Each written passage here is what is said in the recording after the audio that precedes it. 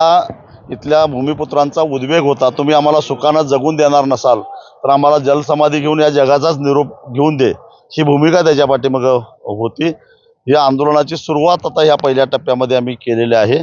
प्रशासनाच्या विनंतीला मान देऊन आम्ही आता संयम राखलेला आहे आणि प्रातिनिधिक स्वरूपामध्ये थोडंसं आंदोलन करून थांबवलं आहे. पण सरकारला इशारा दिला आहे की कसल्याही परिस्थितीमध्ये प्रकल्प राहून दे, पण प्रकल्पाच्या पूर्ततेसाठी जमीन मोजणी करायला किंवा सॉइल सॅम्पल घ्यायला सुद्धा आमचा विरोध असेल, त्यावेळी मात्र वेळप्रसंगी कायदा हातात घेऊन आम्ही त्याचा प्रतिकार करू असाही इशारा दिलेला आहे.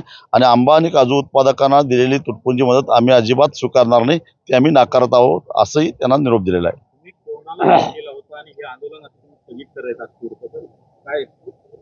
जिल्हाधिकाऱ्यांच्या बरोबरही माझं काल रात्री बोलणं झालेलं होतं. त्यांना मी सांगितलेलं आहे की हा शेवटचा तुम्हाला निर्वाणीचा इशारा आहे, या उपर जर तुम्ही स्वस्थ बसला नाही तर आम्ही आंदोलनाची तीव्रता अजून वाढवू आणि संपूर्ण महाराष्ट्र कोकणच्या मागे उभा केल्याशिवाय सोडणार नाही, हा इशारा दिलेला आहे.